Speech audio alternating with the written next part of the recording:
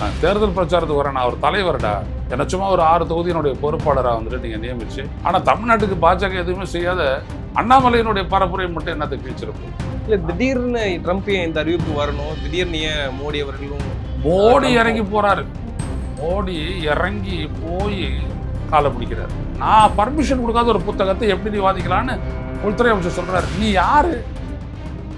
இந்திய மக்கள் எதை தெரிஞ்சுக்கணும் தெரிஞ்சுக்க கூடாதுன்றதை வந்துட்டு ஃபில்டர் பண்றதுக்கு நீ யாரா ஹோம் மினிஸ்டர்? அது இந்திய பாதுகாப்புக்கு எதிராக இருக்கு அந்த கருத்து. இந்தியாவுடைய பாதுகாப்பு எப்படி வார்த்தை எதிராக இருக்கும்? எப்படி இந்தியாவுடைய தளபதியா இருந்தா வந்துட்டு இந்தியாவுடைய பாதுகாப்பு எதிராக இருப்பான்?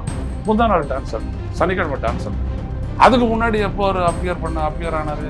ஒரு வீட்லயும் ஒரு விஜய் இருக்கிறாங்க, ஒரு வீட்லையும் ஒரு மடக்கு ஊதி இருக்கிறானா? அவங்களாம் ஓட்டு போட வருவாங்க. ஏங்க அதான் நான் கேட்கிற கேள்வி என்னங்க, ஒரு வீட்லயும் ஒரு மடக்கு ஊதி இருக்கானா? சர்மிளா டாக்கிஸ் நேயர்களுக்கு வணக்கம். நிறைய காலையில் நாம் சிந்திக்கிறப்பவர் மூத்த பத்திரிகையாளர், அரசியல் திறனாய்வாளர் திரு ஐயநாதன் அவர்கள். வணக்கம். வணக்கம். முன்னாள் பாஜக மாநில தலைவர் அண்ணாமலை இன்று அதிரடியாக ஒரு பிரஸ் மீட் வச்சு தன்னுடைய தேர்தல் பொறுப்புகள்ல இருந்து ஒரு 6 தொகுதிகளுக்கு பொறுப்பாளராக அவரை நியமனம் பண்ணாங்க. இப்போ அந்த 6 தொகுதிகளில் இருந்து தன்னுடைய பொறுப்புகள்ல இருந்து விலகிக் கொள்வதாக அறிவித்திருக்கிறார். காரணமாக அவர் சொல்வது, தந்தையினுடைய உடல்நிலை சரியில்லை, அவரை பார்த்து கொள்வதற்காக நான் இந்த பணிகளை செய்ய முடியாது, வேண்டுமென்றால் பாஜக கேட்டுக்கொண்டால் நான் தேர்தல் பிரச்சாரம் செய்யறேன் அப்படின்னு இன்னைக்கு சொல்லியிருக்காரு. ஏன் திடீர்னு இந்த முடிவு எடுக்கப்பட்டிருக்கு? ஒருவேளை வெறும் தேர்தல் பொறுப்பாளராக போடுவது அப்படின்றது தன்னுடைய தகுதி குறைவான்னு நினைக்கிறாரா? நீங்க எப்படி அதை பார்க்குறீங்க? இல்லை, அவர் ஒரு பெரிய லெவலில் வந்துட்டு எதிர்பார்த்துருந்தது உண்மை. ஆக்சுவலாக இந்த தலைவர் பொறுப்பில் இருந்துட்டு தமிழ்நாடு பாஜக தலைவர் பொறுப்பிலேருந்து அவர் நீக்கப்பட்டவுடன் எல்லாரும் எதிர்பார்த்தது என்னன்னா, ஒரு அகில இந்திய அளவிலான ஒரு பொறுப்புக்கு வந்துட்டு இவரை போடுவாங்க அப்படிதான் எல்லாரும் எதிர்பார்ப்பு. அது ஏன்னா அப்படிதான் பாஜகனுடைய தலைமை செஞ்சாங்க. யாரையும் வந்துட்டு அவங்க என்ன பண்ணுவாங்க, ஏற்கனவே இருக்கிறதுக்கும் கீழே எடுத்தாந்துட்டு போட மாட்டாங்க. இப்போ தமிழிசை வந்துட்டு பார்த்தீங்கன்னா, தமிழ்நாடு பாஜக தலைவராக இருந்ததுல பார்த்தீங்கன்னா ஆளுநராக போட்டாங்க. தமிழ்நாடு பாஜக தலைவராக இருந்த முருகனை மத்திய மந்திரியாக அமைச்சராக போட்டாங்க. இப்படி எல்லாரையும் அந்த மாதிரி தான் அவங்க பண்ணியிருக்கிறாங்க. அதுக்கு முன்னாடி பார்த்தீங்க அப்படின்னா மத்திய அமைச்சர் ஆனார் திரு இந்த நாகர்கோயிலேருந்து ஜெயிச்ச அவர் அண்ணன் பொன் ராதாகிருஷ்ணன். இப்படி பலரும் பல பொசிஷன் பண்ணும்போது அந்த மாதிரியான ஒரு ரெகக்னிஷன் அண்ணாமலை கிடைக்கல. ஆனால் அண்ணாமலைக்கு வந்துட்டு ரொம்ப பெரிய கட்சி பொறுப்புகள் எல்லாம் வந்துட்டு அமித்ஷா கொடுத்தாரு. அது என்ன அப்படின்னோம்னா, பொதுவாக அந்த கூட்டணி அமைஞ்சது இல்லையா, இந்த கூட்டணியை வந்துட்டு ஒருங்கிணைக்கக்கூடிய அந்த என்டிஏ கூட்டணியை ஒருங்கிணைக்கக்கூடிய பெரும் பொறுப்பை வந்துட்டு அவர்கிட்ட கொடுத்தாரு. அவரும் அதை அவர் இயன்ற அளவுக்கு நல்லா தான் செஞ்சுருக்காரு. ஆனால் அது கைகூடலை. அது கைகூடாததுக்கு காரணம் வந்துட்டு அண்ணாமலை கிடையாது, பாஜக தான். பாஜக வந்துட்டு ஒரே நேரத்தில் ஒரு மாநில தலைவரை வச்சுக்கிட்டு இன்னொருத்தர் அவருக்கு இணையாக வந்துட்டு இயங்க விட்டுறது அப்படின்றது வந்துட்டு கட்சிகள் வந்துட்டு மதிக்க மாட்டாங்க. எல்லாம் வந்துட்டு கடைசியில் அமித்ஷா கூப்பிட்டு எல்லாத்தையும் முடிக்கிற மாதிரி அப்படின்னு ஆகிப்போச்சு. அப்போ என்ன பண்ணாரு, இவர் என்ன ஒரு ஒன்றும் கிடையாது அப்படின்ற மாதிரி காட்டுற மாதிரி அது ஒன்று ஆயிடுச்சு. ஒன்று. இன்னொரு விடம் என்னன்னா, இப்போ அவர் அதுக்கு முன்னாடி பார்த்தீங்கன்னா கர்நாடக மாநிலத்தினுடைய தேர்தல் பொறுப்பாளராக இருந்திருக்காரு, ஒரு மாநில அளவிலான தேர்தல். இப்போ ஒரு 6 தொகுதிக்கு பொறுப்பாளர் அப்படின்னோடனே இது வந்துட்டு உள்ளூர் தலையீடு தான். அதாவது இங்கே இருக்கக்கூடிய கமலாலய பாஜகன்னு வச்சுருவோம், கமலாலய பாஜகனுடைய தலையீடு தான் அப்படின்றது. அது அவருக்கு வந்துட்டு ஒரு வெறுப்பூட்டக்கூடிய ஒரு விடயம். அதனால தான் அவருடைய பேட்டிலெல்லாம் பார்த்தீங்கன்னா மற்ற கட்சியினரை வந்துட்டு அவர் தாக்கி பேசும்போது அதில் ஒரு கடுப்பு தெரியும். முன்னாடிலாம் வந்துட்டு என்ன பண்ணுவார், ரொம்ப லாபகமாக ஒரு ஸ்டேட்டஸ் தனக்கு கிடைக்கணும் அப்படின்ற மாதிரி அவர் பண்ணிட்டு போவார். ஊழல் குற்றச்சாட்டெல்லாம் பொய்யா இருந்தாலும் பெரும்பாலும் ஒரு மாதிரி சொல்லிட்டு போவார். ஆனால் இப்போல்லாம் வந்துட்டு ரொம்ப கடுப்பாக அவர் விமர்சிக்கலாம் ஆரம்பித்தார். அப்போவே தெரிஞ்சிருச்சு, சரி இஸ் ஆஃப் பேலன்ஸ் அப்படின்றது தெரிஞ்சு போச்சு. ஸோ அப்படிப்பட்ட சூழலில் இதுக்கெல்லாம் நான் தேடவே இல்லை. அதான் சொல்கிறாரு, நான் தேர்தல் பிரச்சாரத்துக்கு வரேன், நான் ஒரு தலைவர்டா, என்னை சும்மா ஒரு 6 தொகுதியினுடைய பொறுப்பாளராக வந்துட்டு நீங்கள் நியமித்து என்னை வந்துட்டு நீங்கள் மட்டம் தட்டாதீங்க, நான் அதை ஏற்றுக்கலை அப்படின்றத எதிர்ப்பு தெரிவிக்கும் முகமாக அவர் பண்ணுறாரு.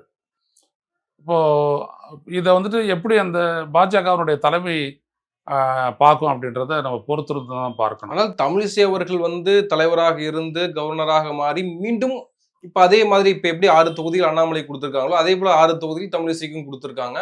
அவங்களும் ஏற்றுக்கொண்டு வேலை பார்க்கறாங்கல்ல. இல்ல, அவங்க ஏத்துக்கலாம். அண்ணாமலையினுடைய ஆம்பிஷியஸ் கேரக்டர், புரியுதுங்களா? அண்ணாமலை நான் யாரு, என்னுடைய மனைவி யாரு பேசியிருக்காரு, அப்போ எதனா நம்ம கணக்கில் எடுத்து வரணும்.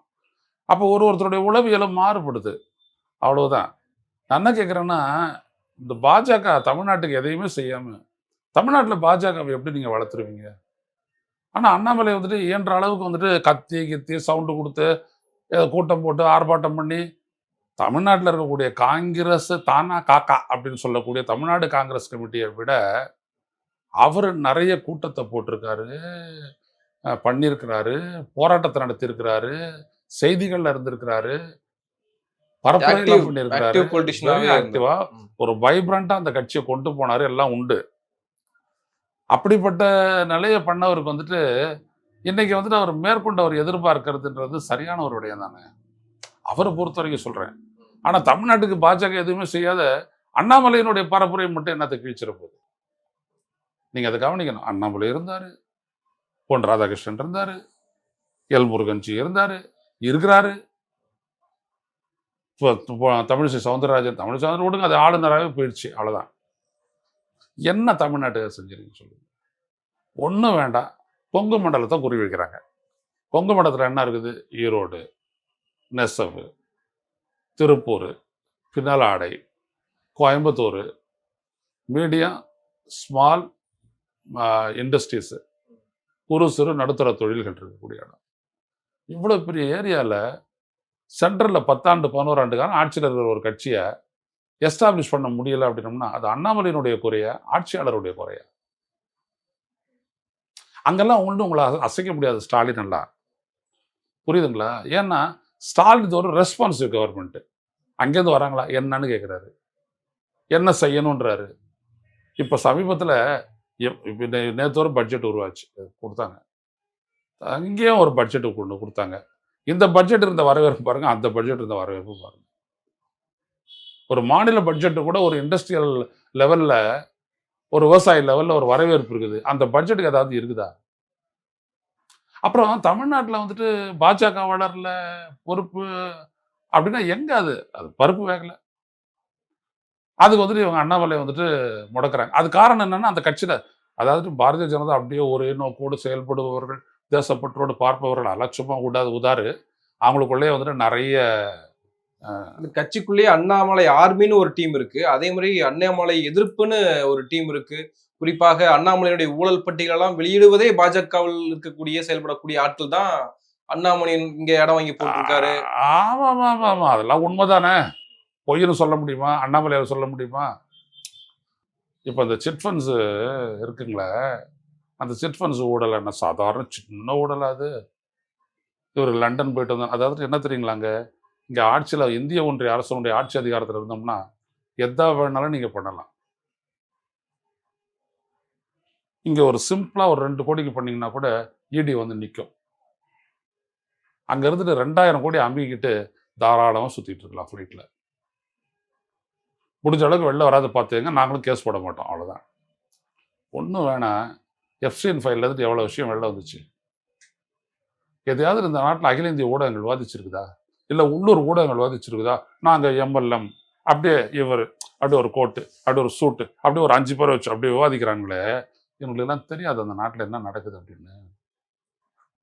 அப்போ நீங்கள் விவாதத்துக்கு எடுத்து நீங்கள் விவாதிச்சிங்கன்னா தான் அது மக்களிடம் போகணும்னு தெரிஞ்ச உடனேயே நீங்களே அதை சப்ரஸ் பண்ணி, அதை விவாதிக்க விடாத பண்ணி, அதை ஒரு முக்கியமான இஷ்யூவை நான் இஷ்யூ ஆக்குறீங்கன்னா என்ன சொல்லுவீங்க இந்த நாட்டு ஊடகத்தை? அப்புறம் பெரிய பெரிய ஊழல் என்ன ஆச்சு? 39,000 கோடி போயிடுச்சு, 16 லட்சம் தள்ளுபடி பண்ணது போயிடுச்சு. எதையாவது விவாதிச்சாங்களா அவங்க?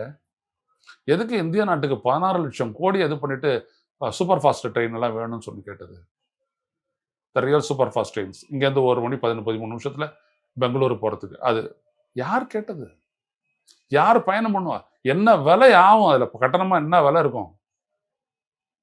யோசிச்சு பாருங்க. ஒரு 16 லட்சம் கோடியில நீங்க வந்துட்டு பண்ணணும் அப்படின்னம்னா, இங்க ஹைதராபாது இந்த மாதிரி ஒரு 7 இடத்துல பண்ணணும். 16 லட்சம் கோடி அப்படின்னம்னா ஆல்மோஸ்ட் 2 லட்சம் கோடிக்கு மேல.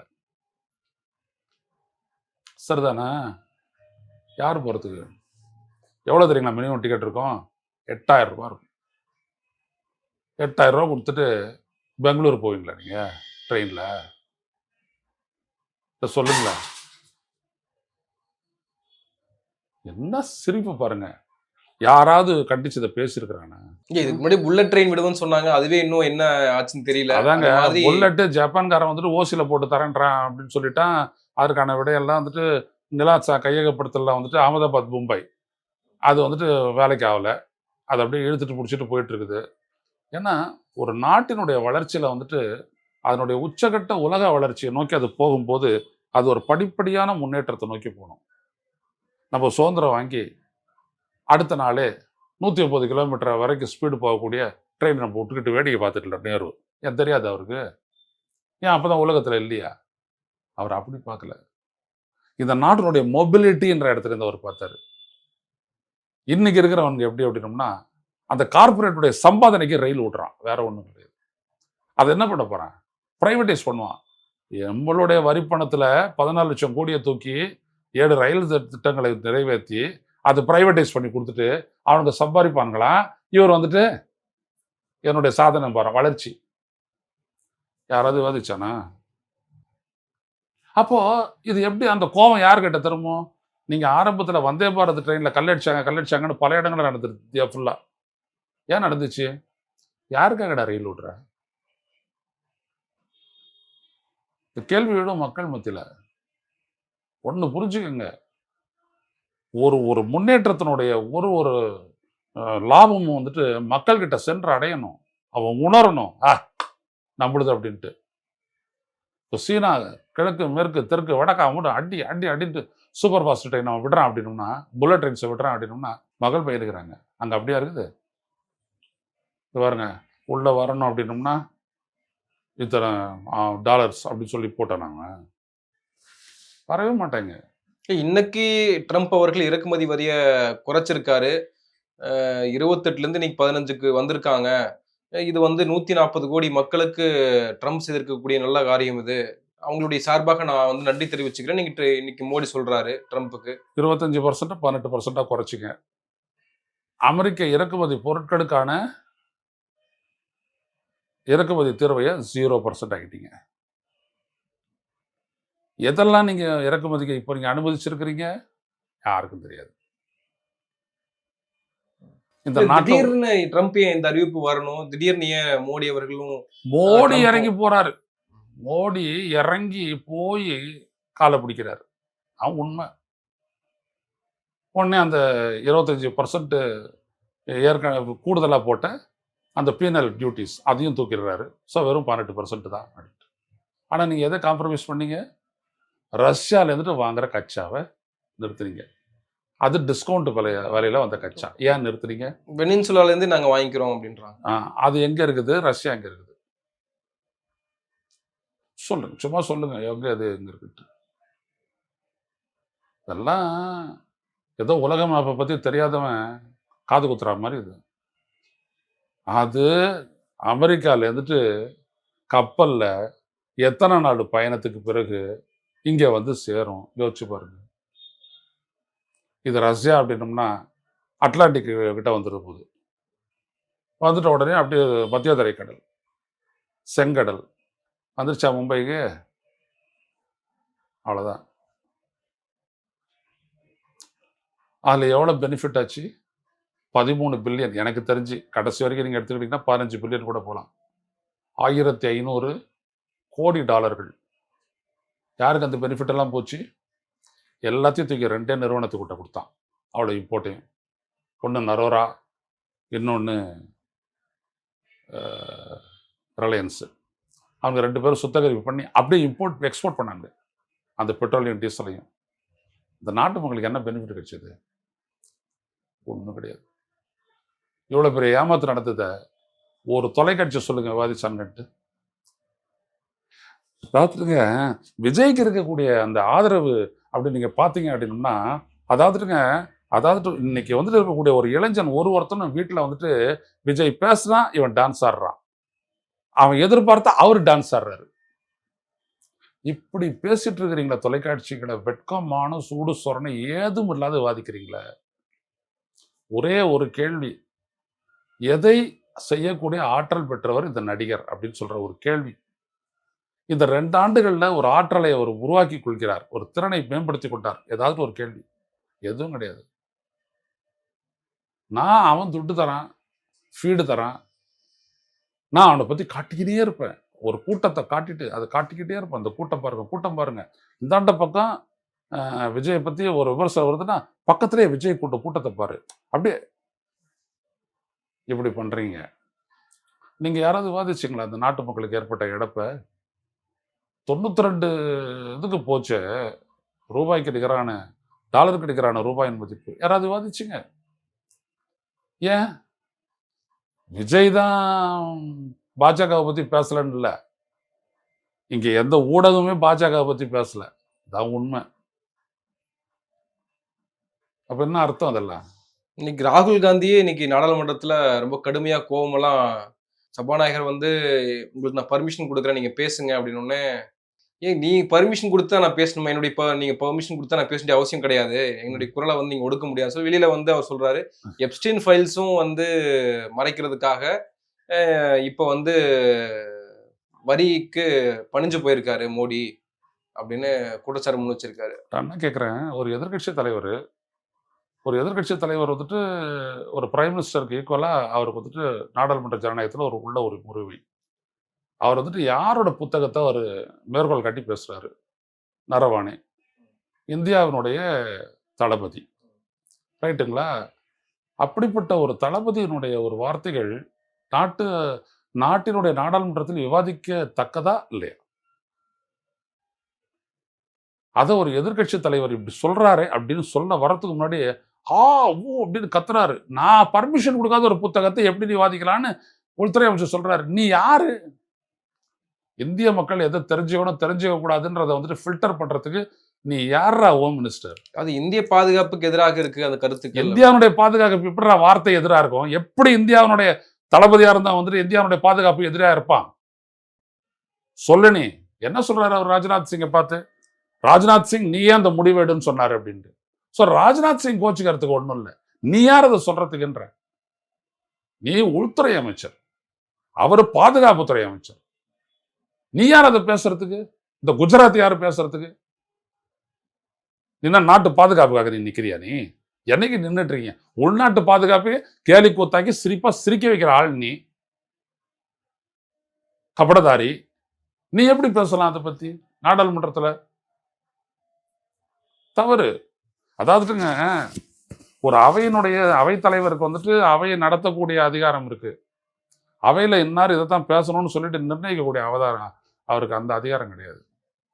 அதான் ராகுல் காந்தி கண்டிச்சிருப்பாருன்னு நான் நினைக்கிறேன். சரிதானா?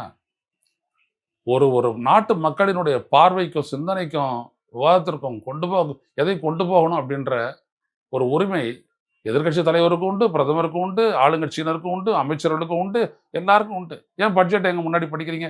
இந்த ஆட்சி மட்டும் 2029 தொடர்ந்துச்சுன்னா, budget has been posted in the internet.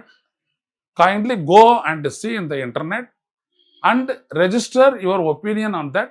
Based on that, we will make a discussion day after tomorrow. அப்படின்னு இதே நிர்மலா சீதாராமனை வச்சு சொல்ல வைப்பாங்க. இந்த நாட்டில் நடக்கும். அன்னைக்கு வந்துட்டு அவங்க இன்னைக்கு போட்டிருந்த வெண்பட்டு உடையை அணிந்து கொண்டு வந்துட்டு இது சொல்றான். ஏங்க, நிர்மலா சீதாராமன் யாருங்க? அவங்க என்ன பட்டு உடுத்தியிருந்தா என்ன? நீங்களாம் ஜேர்னலிஸ்டா?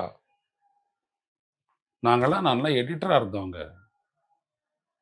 ஒரு ஜேர்னலிஸ்ட் எதை ஹைலைட் பண்ணணும் அப்படின்றவன் இங்க இருந்துட்டு ராக்கெட்டை விட்ட உடனே அது பறந்த உடனே விண்ணில் பாய்ந்ததோட முடிஞ்சு போச்சா? இஸ்ரோல அதுக்கப்புறம் அது 3 இது பிரிஞ்சு 4வது செக்மெண்ட் விடுபட்டு, அதிலிருந்து சேட்டலைட் விடுபட்டு, அது போய் மைய சுழற்சி பாதையில செலுத்தப்பட்டு, அங்கிருந்து அதனுடைய கண்ட்ரோல் கர்நாடக மாநிலம் ஹாசனுக்கு வந்து அந்த கண்ட்ரோல் வந்துருச்சுன்னு சொல்லி இவ்வளவு ஃபேசஸ் இருக்குது. இது செலுத்தப்பட்டது, வெற்றிகரமாக செலுத்தப்பட்டது. இவ்வளவுதான். தினத்தந்தியிலேருந்து ஆரம்பிச்சு இணையங்கள் வரைக்கும் இவ்வளவுதான். இப்படி வளர்த்து வச்சிருக்காங்க நம்ம மக்களை. அப்ப அந்த இஸ்ரோ விடக்கூடிய அந்த சேட்டலைட்ஸ் இருக்குது இல்லைங்களா, ஜிசாட்டா இருக்கட்டும், அப்புறம் வந்துட்டு இன்னொன்று இருக்கு இல்லையா, polar satellite launch vehicle, PSLV. இதில் இருக்கக்கூடிய ஒரு இன்ட்ரிகஸையும் சொல்லி இதை பண்ணி இணையத்தில், நான் வெப்புலகத்தில் இருந்தபோது நான் பண்ண ஆரம்பித்தேன். நான் அடுத்த முறை லான்ச்சுக்கு நான் போகும்போது யார் ஐயநாதன் அப்படின்னு கேட்டார். அங்கே இருக்கிற ஒரு சயின்டிஸ்ட். சயின்டிஸ்ட்னா நம்ம தம்பி மாதிரி தான் இருப்பார், சாதாரணமாக இருப்பார். நான் தான். ரொம்ப நல்லா எழுதியிருந்தீங்க அப்படின்னு. எது? இந்த மாதிரி. நீங்கள் படிப்பீங்களா? நாங்கள் எல்லாத்தையும் பார்ப்போம்.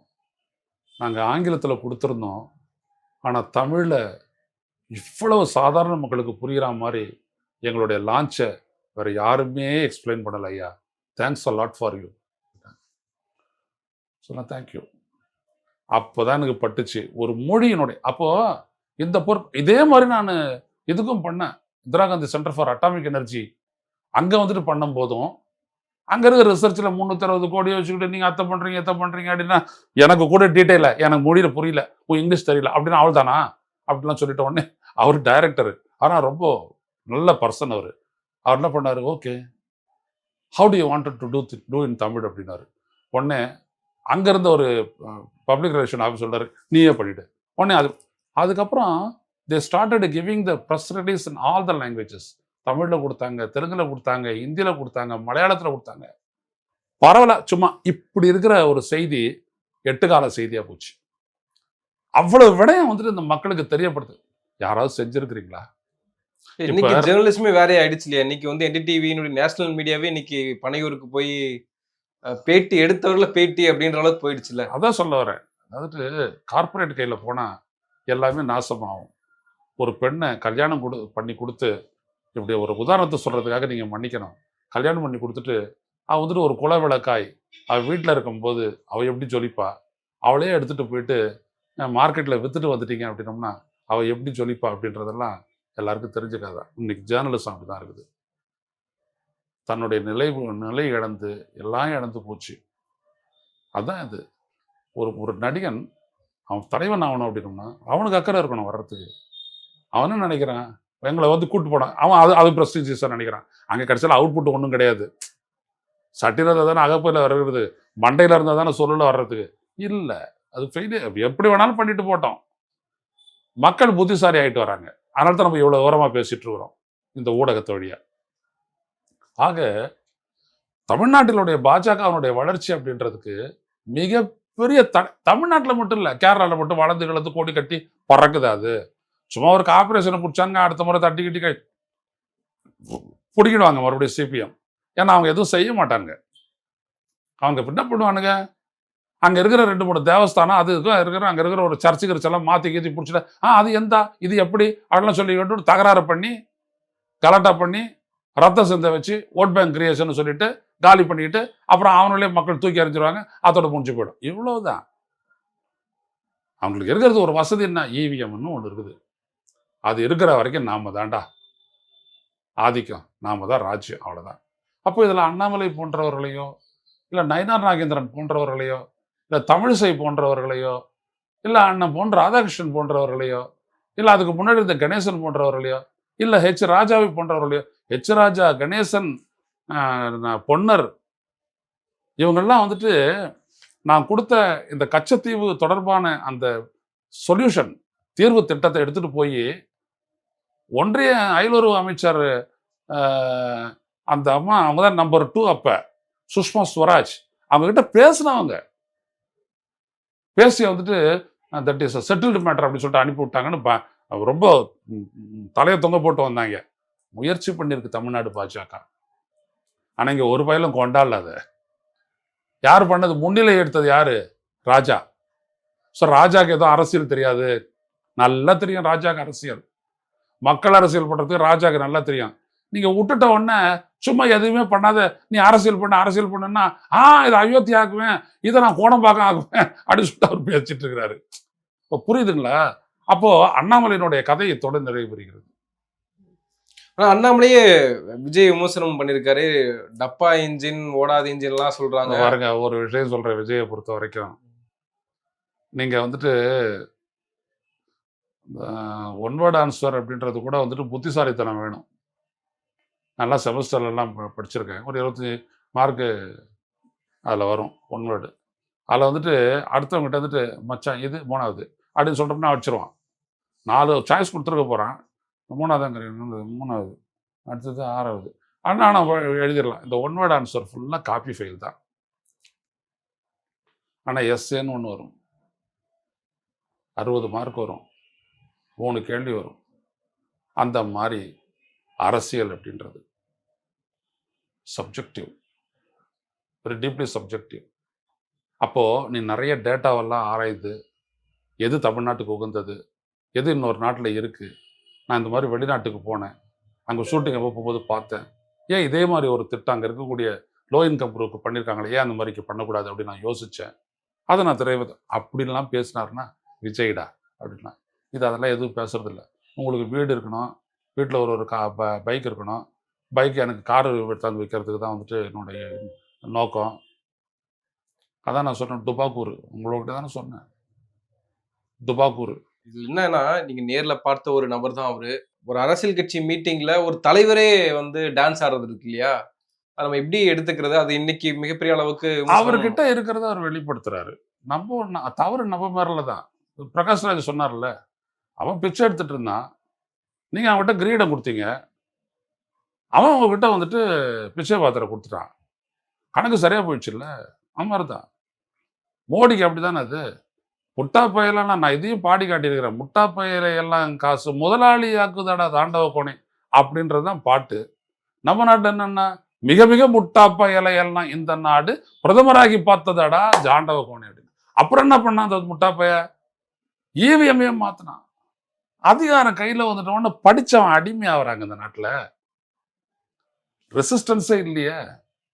அறிவு பெறுதல் எதற்கு? அனைத்தும் அறிந்து துணிவோடு செயலாற்றுவதற்கு தானே அறிவு. இல்லையே இங்க. அவ அதுக்கப்புறம் சொகத்துக்குள்ள போறான். அவன் மறுபடியும் கல்யாணம் ஆச்சு, நல்ல வீட்டில் பொண்ணு கொடுத்துருக்குறாங்க, நிறைய நகையெல்லாம் போட்டிருக்கிறாங்க, காரு பங்களா இருக்குது, எல்லாம் இங்கேயும் நடிக்கிற சுடல் விளக்கெல்லாம் இருக்குது, நல்ல ஒரு பங்களா கொடுக்குறாங்க. அதுக்கு சுற்றிலும் பார்த்தீங்கன்னா அவ்வளோ ஒரு புல்வெளி, அதுக்கெல்லாம் ஆடு, நல்ல சாப்பாடு, எல்லாத்துக்குமே அலவன்ஸு, ஃப்ளைட்டு தான், போக்குவரத்து தான், லீவு தான், எல்லாமே இருக்குது. ஆனால் மறுபடியும் அது போய் பொறுக்கித்தீங்கல்ல போகுது அரசியல்வாதி கிட்ட போய். அப்போ அப்படிப்பட்ட ஒரு அதிகார வர்க்கம் இருக்கிற அந்த நாட்டில் அந்த முட்டாப்பை என்ன பண்ணுறான்? புரிஞ்சுக்கிறான் இவனுடைய ஆசை எவ்வளோதான்ட்டு, அடிச்சு போட்டுறான். அந்த மாதிரியான கதை தான் இது. அதான் நம்ம அட்வைஸ் பண்ணுறோம், ஆத்து விஜய்கிட்ட வித்துட்டு போயிடுவான் அப்படின்றோம். ஏன் சொல்கிறோன்னா, அவன் கூட இருக்கிறவன்னா யார் யார், அவனுடைய பின்னணி எல்லாம் என்னது, எல்லாம் நீங்கள் பார்த்தீங்க அப்படின்னா நத்திங். எல்லாம் கால்குலேட்டடாக மக்களை ஏமாற்றக்கூடிய ஒரு திட்டத்தோட அரசியல் பண்ணுறாங்க, வேற எதுவுமே கிடையாது. அப்போ விஜயை பற்றி நம்ம மீண்டும் மீண்டும் பெருசாக விளக்கி பேசுறதுக்கு டீகோடிங்ன்ற வார்த்தையெல்லாம் போகிறது, அப்படிலாம் ஒன்றுமே கிடையாது. அவர் அப்படி ஒரு சூத்திரம்லாம் ஒன்றுமே கிடையாது. அவர் என்ன பண்ணாரு, வீட்டுக்கு போயிடுறாரு, வீட்டில் என்ன பண்ணுறாருன்னு தெரியாது. அதுக்கு பலரும் பல விதமான கருத்து சொல்கிறாங்க. நம்ம அதெல்லாம் வந்துட்டு எடுத்துக்கிறது இல்லை, நம்ம பேசவும் போகிறதில்ல, அது வேற விஷயம். அப்புறம் திடீர்னு வராரு அப்படின்றாரு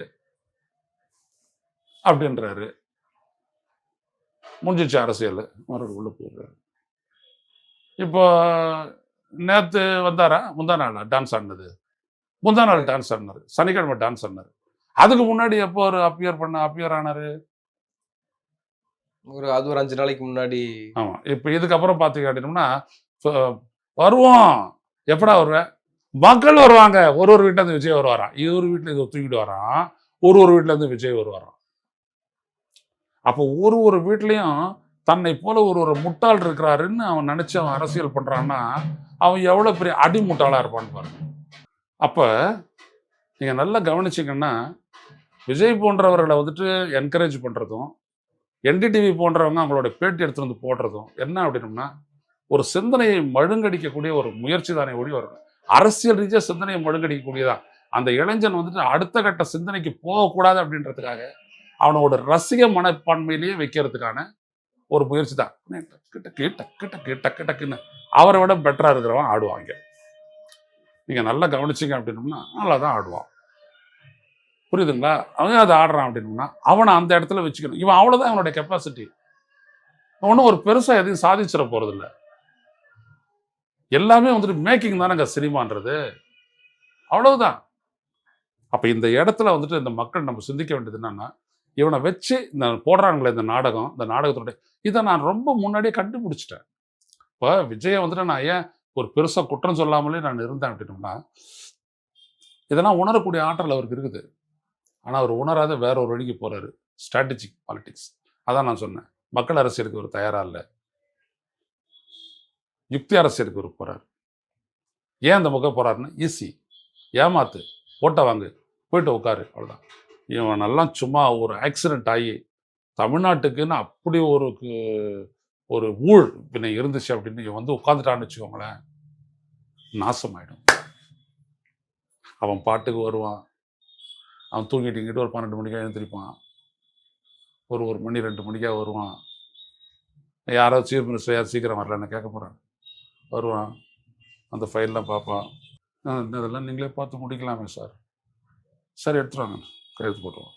பிளைண்டாக நடக்கும் எல்லாமே. நாடு கொள்ளை போகும். பாஜக போன்ற கார்பரேட்டுகளுடைய கைக்கூலி அரசுகள், கிரானிக் கேபிட்டலிஸ்ட் அப்படின்வாங்க, அவங்கெல்லாம் வந்துட்டு பார்த்தீங்கன்னா இப்படிப்பட்ட ஒரு ஆள் வந்தால் அவங்களுக்கு வந்துட்டு சோழ அப்படியே தமிழ்நாட்டை அள்ளிக்கலாம். ஒரு ரூபா கூட நான் எடுக்க மாட்டேன். ஏங்க, ஒரு ரூபாய்க்கு கூட பொறுப்பு இருக்காதுங்க இவரெல்லாம்.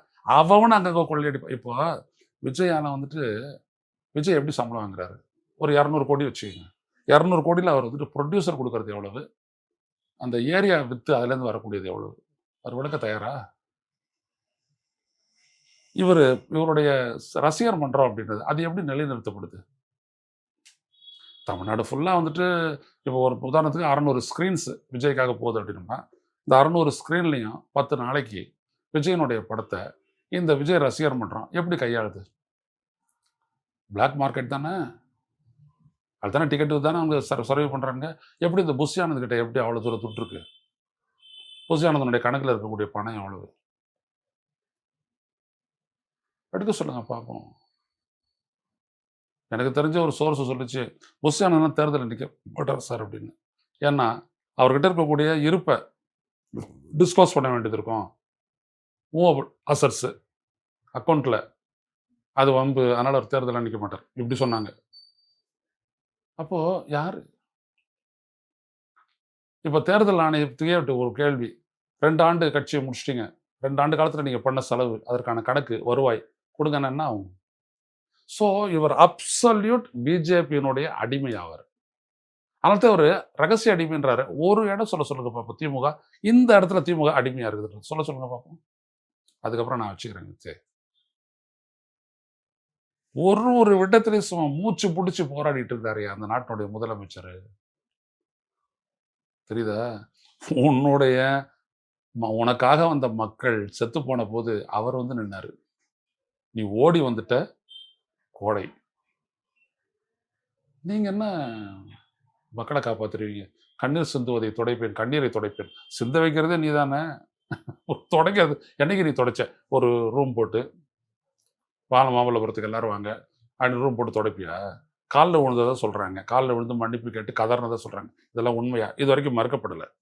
எல்லாம் உங்கள் ஆள் கட்டி விட்ட கதை தான் இல்லையா?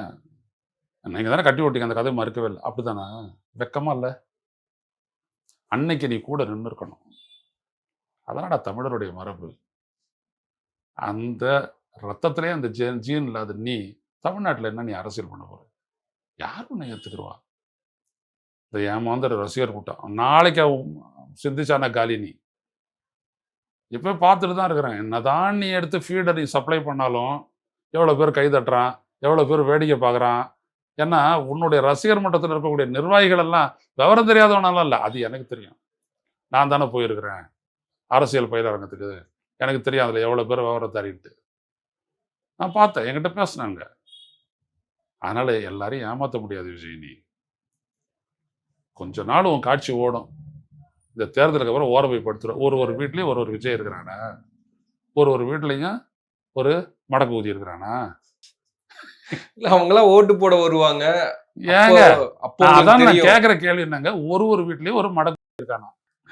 தமிழ்நாடு அந்த அளவுக்குலாம், தமிழ்நாட்டுடைய விதி அப்படிலாம் இல்லை. ஸ்டாலின் மாத்திட்டாரு. இந்த ஆட்சி இந்த 5 ஆண்டு காலத்தில் கடும் சவால்களுக்கு இடையே எப்படி பண்ணிச்சுன்னு தொழிலாளர்கள் உணர்றாங்க, பெண்கள் உணர்றாங்க, அரசு ஊழியர்கள் உணர்ந்திருக்காங்க, வியாபாரிகள் உணர்ந்திருக்காங்க, விவசாயிகள் உணர்ந்திருக்கிறாங்க. புரியுதுங்களா? என்னதான் கொள்முதலில் வந்துட்டு முன்னுக்கு பின்ன இருந்தாலும் கூட அதிகமான கொள்முதல் நடந்தது இந்த ஆட்சியில் தான். இந்த ஆட்சி மட்டும்தான் அந்த சக்திக்கு உட்பட்டு எல்லாத்தையும் செஞ்சுச்சு. அதான் ரொம்ப முக்கியம். புரியுதுங்களா? வெள்ளம் போன்ற நெருக்கடிகள்லாம் வந்தபோது அந்த அளவுக்கு இறங்கி செஞ்ச ஒரு ஆட்சி இந்த ஆட்சி தான். ஆல்டுகெதர் டிஃபரெண்ட் ஃபினாமினன் ஸ்டாலின் பண்ணியிருக்காரு. நீ எல்லாம் இல்லை, கிட்டே வர முடியாது. சும்மா வந்துட்டு கூத்தடிக்கலாம், அந்த மாதிரி ஒரு 3000 பேர் கூட்டி வச்சுட்டு வேற எங்கேயும் உன்னால பண்ண முடியாது. நன்றி, நிறைய விஷயங்களை பகிர்ந்துருக்கீங்க. உங்க நேரத்துக்கு மிக்க நன்றி.